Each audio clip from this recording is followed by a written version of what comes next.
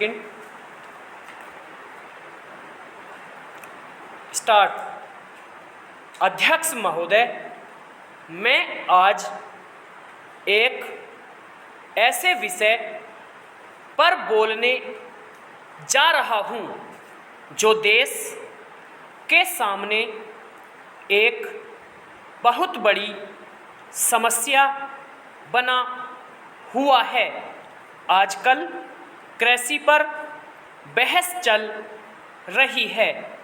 मैं कल से सुन रहा हूँ, कई लोगों ने तो सरकार की बड़ी प्रशंसा की है कि वह बहुत ही अच्छा काम कर रही है।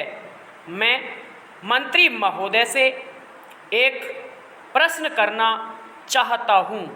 मार्च में मंत्री महोदय ने एक प्रश्न के उत्तर में कहा था कि 2 वर्ष में हमारा देश आत्मनिर्भर हो जाएगा। मैं जानना चाहता हूँ कि ऐसा कहने के पीछे उनका आधार क्या है, कौन से उनके पास ऐसे प्रमाण हैं जिनके आधार पर उन्होंने इस प्रकार की घोषणा की है। मैं चाहता हूँ कि जब वह उत्तर दें तो इस बात को अपने उत्तर में बताएं। चेंज। आप जानते हैं कि इस देश में 80% लोग खेती करते हैं और उसके बाद भी आज हमारे देश का सम्मान दूसरे देशों में कितना है। आज हम दूसरे देशों से देश के नागरिकों के लिए खाद्यान्नों का आयात काफ़ी मात्रा में कर रहे हैं। खाद्यान्न की स्थिति बिल्कुल संतोषजनक नहीं है। देश में जहां लोग 80% खेती करते हैं, हम भोजन के मामले में भी आत्मनिर्भर नहीं हुए हैं। इसके कुछ कारण हैं।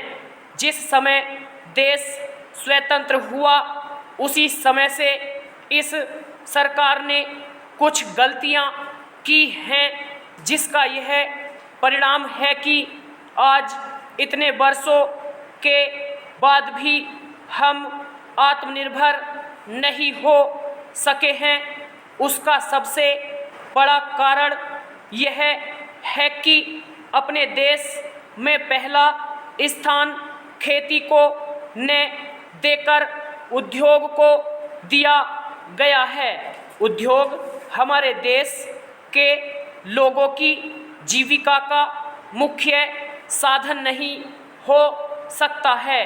भोजन की समस्या के हल के लिए किन किन चीज़ों की आवश्यकता है, उसकी तरफ हमें ध्यान देना चाहिए। सबसे पहले पानी की आवश्यकता है। मैं समझता हूँ कि देश में सिंचाई पर काफ़ी जोर दिया जाना चाहिए और सिंचाई तथा खाद्य मंत्री एक होना चाहिए, यह मेरी मांग है। पानी के बाद खेती के लिए खाद भी आवश्यक है। खाद का स्थान दूसरा हो सकता है। आज देश में खाद की बात काफ़ी जोर देकर कही जाती है। यह कहा जाता है कि उपज को बढ़ाने के लिए खाद की आवश्यकता है। बिना खाद के उपज नहीं बढ़ सकती, किंतु खाद कहाँ तक उपज को बढ़ा सकेगी, यह भी देखने और सोचने की ही बात है। इस ओर एक समन्वयक नीति चाहिए। स्टॉप।